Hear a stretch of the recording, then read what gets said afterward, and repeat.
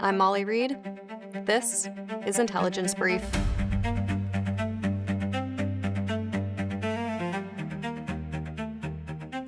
Tonight, there's a deal on the table to end the war with Iran, but there are two cracks running right through it, and once you see them, you can't unsee them. Here's the first one.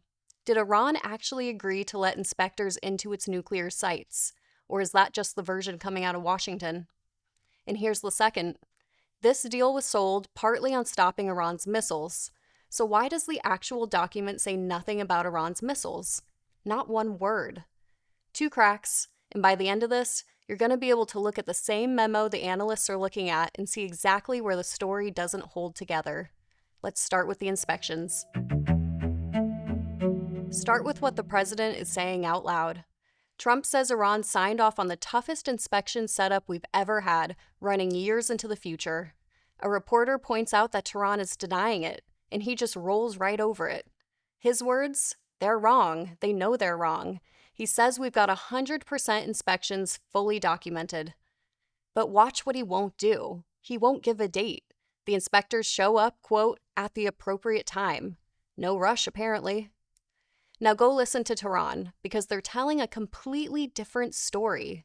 Their version is that nobody is walking international inspectors into sites that just got bombed. Iran's deputy foreign minister spells it right out. Access happens after a final deal, after the sanctions actually start coming off, not before. So, let's do the thing nobody on TV does. Let's go read the actual paper. Paragraph 8, the part about enriched uranium.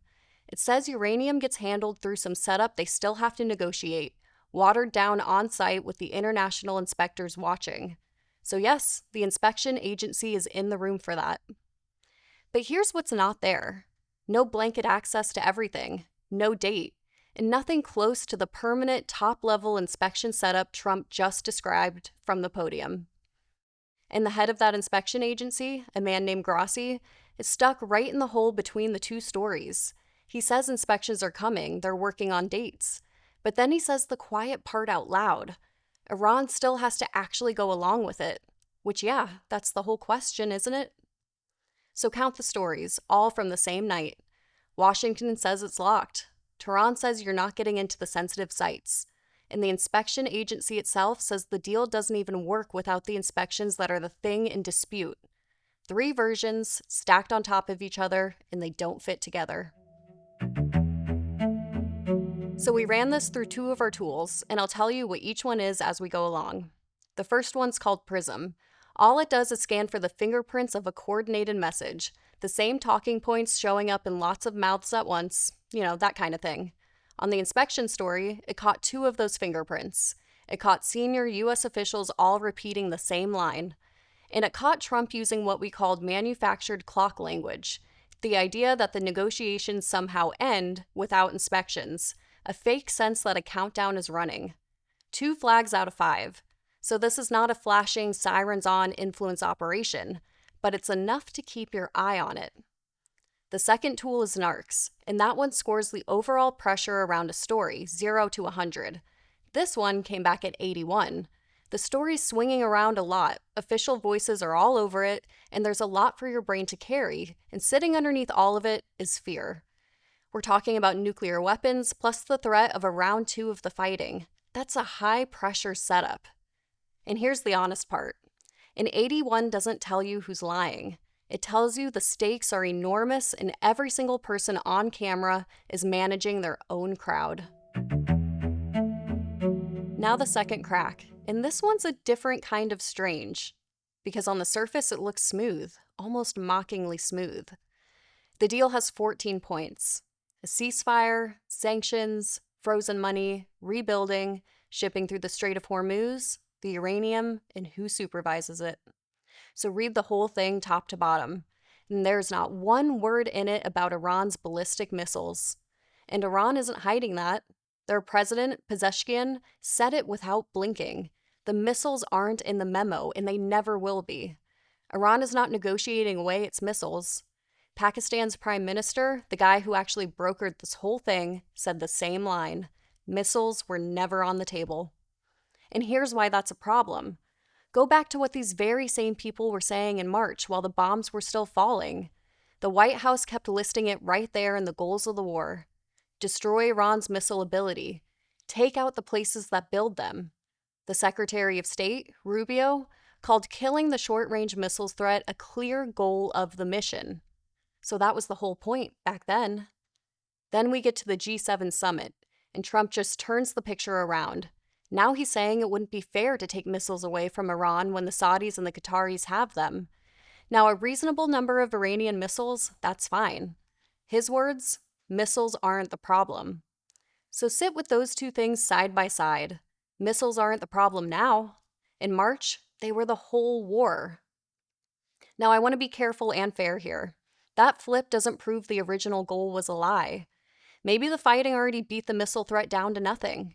Maybe any deal you make leaves something on the table. That's all fair. But the public standard moved from "we are dismantling this" in March to "you can keep a reasonable amount" by summer. And the deal has zero enforcement on missiles. Zero. Whatever the reason turns out to be, that line moved a long way. Two more tools on this one. The first is SORAM, and it's basically a map of where the pressure is showing up. It lit up in 3 different zones. On the ground, where the ceasefire is shaky and troops are still leaning forward and people are threatening to go it alone. In the rules, the memo itself, the sanction waivers, the fights in Congress over war powers. And in the public, where everyone's arguing about whether this war actually delivered what it promised. The big thing it tells you is that Washington, Tehran, and Israel are visibly not reading off the same script. 3 zones out of 5 lit up, so the story is still very much alive. The second tool is called TRAP, and it tracks the story and how it moves through its stages. The missile language here is a textbook case of one of them, the stage we call normalization. That's when a thing that was completely unacceptable in March is somehow manageable by summer, and nobody ever voted on the change. It just sort of happened. And on the other side, Israel is already yanking the story back toward the 10th stage. One of their hardline ministers, Ben-Gvir, is floating the idea that Israel might just have to handle Iran on its own. Now, he's not the whole Israeli government, but that's a real signal, not just noise. So here's what you watch for next. Whether this jumps from talk into action, formal red lines drawn on the missiles, an intelligence leak, forces actually moving, or Israel deciding to step outside the US-Iran deal entirely and do its own thing. So let's put the whole night in some simple terms. The inspection fight is a fight about how much and how soon, and about whether Iran's yes actually exists yet or is still being argued into existence right now. The missile story is simpler. The restriction just isn't in the deal. Tehran says the program is staying, and the American reason for the entire war changed in public, on camera, between March and now. Over the next 60 days, that gap between the 2 stories does one of 2 things. It's either the bridge to a final deal, or it's the fuse on the next war. So thanks for spending part of your day with me. I'm Molly. Stay expensive, everybody.